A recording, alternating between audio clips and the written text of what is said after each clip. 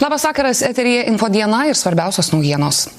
Lietuvos tėvų forumas perspėja, kad Lietuva yra stumiama į susinaikinimą. Anot forumo narių, Europos tarybos konvencija dėl smurto prieš moteris ir smurto artimoje aplinkoje prevencijos bei kovos tai yra priedanga lyties trynimui ir homoseksualų privilegijoms įteisinti.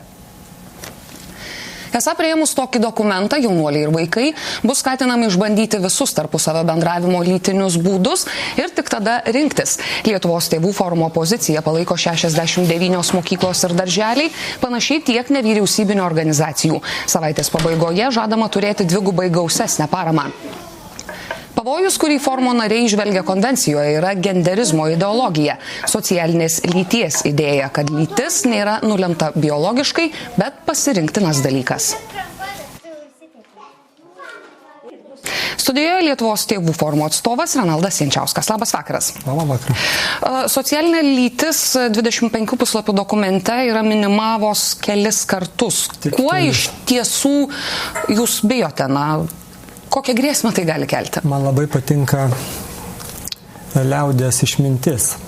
Joje sakoma, mažas akmenėlis verčia didelį vežimą. Tai aš įžiūriu tai, kad tie keli žodžiai, socialinė lytis, kurie skamba lyg ir labai gražiai, jie leistų į švietimo įstaigose skiepyti šitą ideologiją, o jos pagrindinis šūkis tai, kad lytis nepriklauso nuo biologijos, tiesiog tai yra pasirinktinas dalykas. Tai ką tai reiškia? Tai reiškia, kad vaikai nuo mažumės, vietoj to, kad būtų mokomi susitapatinti su savo lytį, ją suprasti, jie tiesiog gali būti mokinami nekreipti į tai dėmesio, ir, nes tai visiškai nesvarbu, gali pabandyti tai, nesvarbu, kuo tu gimei. Ir anot mokslininkų atskirti psichologiją nuo fiziologijos yra labai pavojingi eksperimentai. Ir nereikia net mokslininkų, ta prasme, bet kuris nesužaloto mąstymo žmogus gali tai žvelgti. Bet jūs sakote, gali, o gali ir nemokyti, juk tai yra tiesiog įtvirtinta ir nebūtinai tai bus perkelta į švietimo programas, kad dabar šviesime, kas tai yra ta socialinė lytis. Bėda tai, kad dar nėra įstatymų, o jau tai vyksta. Ir čia tas prieš tai buvęs skandalas su knygelėmis, kurios per tarptautinio bendradarbiavimo projektų skambiai išnekamos, tos knygelės jau yra lietuvių kalba. Seimo narės, kurios bando įteisinti šitą įstatymą, žegnojasi, kad tikrai tai nedaroma, bet tiesiog pažiūrėkime tas knygelės. Aš labai mėgstu praktiškumą. Paimkim faktus, paimkim knygelę ir pažiūrėkim, ko tenai mokoma. Doros, atsakomybės, kažkokių vertybių. Ne. Tenais berniukas atsikelia iš ryto ir jisai vadinamas mergaitė, jam dėdami moteriški rūbai, jisai vaidina sesutę ir taip toliau. Linko tai veda. Bet iš tiesų pasaulis juk yra skirtingas ir tokių žmonių, tai yra homoseksualų, jų yra. Jeigu mes juos ignoruosime, tai nereiškia, kad jie tiesiog dings. Jungtinėse Amerikos valstijos viena po kitos įteisina santuokas ir įvaikinimą. Prancūzija lygiai taip pat pasielgia visai neseniai. Gal iš tiesų nėra toks didelis tas baubas, kaip jūs bandot nupiešti? Žinot, ar būtinai mes turime eiti su tom šalim, kurios tai teisina. Yra toks pašmaikštavimas. Niekada neikite su banda, nes dažniausiai jie veda į skerdyklą. Tai mes pasižiūrėkim mes neterizuokim, pažiūrėkim praktiškai, kas vyksta Amerikoje. Pavyzdžiui, ateina vyras stambus, 1,95 m į baseiną, į dušą mergaičių su visa savo aparatūra.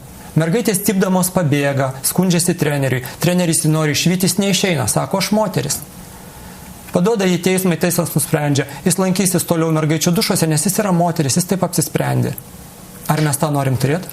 Bet labai yra, ponė Renaldai, bepigu kalbėti, kai mes kalbam tarsi apie kitus žmonės. Bet jeigu tai būtų jūsų vaikai, jeigu tai būtų vaikai iš kitų Lietuvos tėvų forumo narių, ar kažkaip bandytų juos gydyti, atsižadėtų tų savo vaikų? Tai ne vaikus reikia gydyti ir atsižadėti. Reikėtų aš grįšiu dar prie to pačio klausimo. Jokių būdų mes nenusiteikę prieš patį homoseksualizmą. Tegu tie žmonės, jiems reikia netgi padėti, juos atjausti reikia, nes jiems gana sunku, aš manau, gyventi. Bet tai nereiškia, kad mes galim skatinti tą plėtrą. Ją reikia sustabdyti ir nereklamuoti to kaip skatinti nors siektino dalyko. Tik tiek. Tegu jie būna, tegu jie gyvena. Bet išeikim į gatvę ir paklauskim 100 žmonių, ar norėtų, kad jo vaikas būtų skatinimas rinktis lytį. Arba, pabandyk ir tada tu nuspręsi, kaip tau geriau. Aš manau, kad 99% tėvų pasakys, kad aš to nenoriu, tai yra beprotybė. Ir nepriklausomai nuo to, ką priėmė Amerika. Kas tie šviesuliai, kurie gali ateiti pas mus ir pasakyti, kaip mums tapti laimingi. Pažiūrėkit, kas tą projektą dabar nori teisinti. Paimkim gerbiamas Seimo narės. Ir atmeskim visas tas etiketės prieš pavardės, visus mokslinius laipsnius ir pažiūrėkim į tą žmogų. Ar jūs norėtumėt, kad tas žmogus būtų, ar tai yra siektinas pavyzdys, ar tas žmogus jūs norėtumėt, kad būtų jūsų draugė, arba ten vyras, mano žmona. Daug kas iš karto daras atsakymą, ar mes galim sekti tokiais žmonėm. Paimkim pavyzdžių Švedijoje, paimkim pavyzdžius Norvegijoje, paimkim pavyzdžiui į ko daėjo jau Šveicariją. Tai čia, žinokit, čia ne viskas, čia tik pradžia. Paskui seks žingsnis, kad vaikų seksualinis auklėjimas. Ir yra teigiama, kad nuo 4 metų jau reikėtų skatinti vaiko seksualumą. Matysime, kas čia darysis, galbūt jūsų protestus iš tiesų bus atsižvelgta. Ačiū, kad atėjote pas mūsų studiją.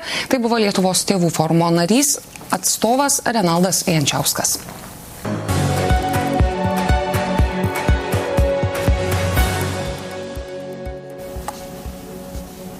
Sveiki, tik dabar prisijungę, tęsiame žinias. Lietuvos tėvų forumas skelbia aliarmą visuomenėje. Pasak jų, Europos tarybos konvencija dėl smurto prieš moteris ir smurto artimoje aplinkoje prevencijos. Tai yra priedanga siekiant įteisinti lyties pasirinkimą ir privilegijas netradicinių lytinių orientacijų žmonėms. Visuomenininkai tvirtina, kad konvencija sugriautų tradicinę šeimą. Už konvenciją pasisakančius Seimo narius piktina tokios kalbos. Jie sako, kad tie, kurie pasisako prieš konvenciją, patys yra smurto gynėjai ir propaguotojai. Lietuvos gėjų lyga sako, kad sunkiai kelia besiskinanti konvencija rodo, jog Lietuvoje vis dar yra nepakantumas netradicinės orientacijos žmonėms, o pavojų bandoma ieškoti ten, kur jų nėra. Prieš Europos tarybos konvenciją dėl smurto prieš moteris ir smurtą artimoje aplinkoje kovojantis visuomenininkai nešvelnina žodžių.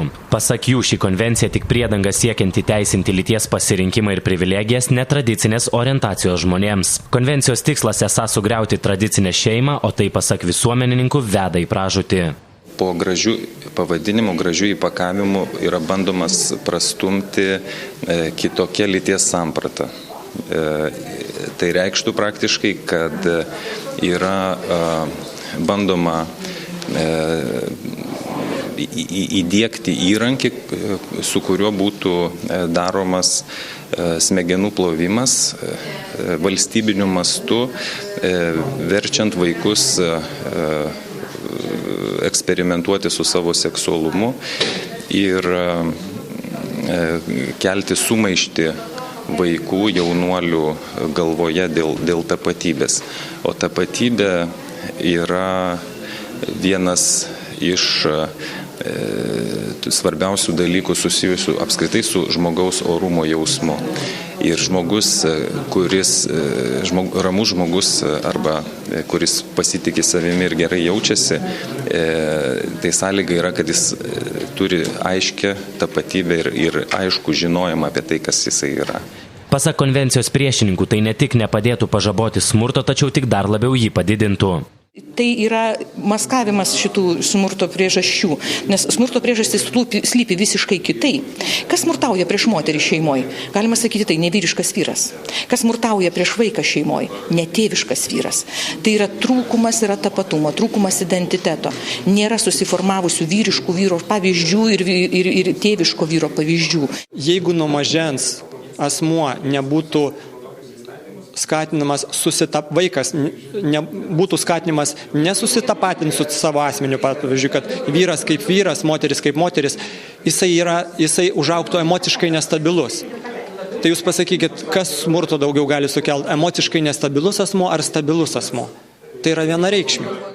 Tiesioginės grėsmės yra, kad vadovaujantis tokia konvencija, tu gali galbūt ir pradėti švietimo sistemoje diegti programas, pradedant vaikų darželiais. Tai mes tokių pavyzdžių turim, tai čia visa ta genderizmo, vadinkim, sistema, politika, kuri Europai skinasi kelią, tai tiesiog ir Lietuvoje galėtų pradėti skintis kelią, kai mes jau pradedam vaikus mažus mokyti, kad, raudonkepuraitė galbūt visai ir ne mergaitė galėtų būti, o vilkas visai ir ne berniukas ir panašiai. Tokius dalykus, kurie aš nemanau, kad jie veda prie išties pozityvios krypties mūsų visuomenė.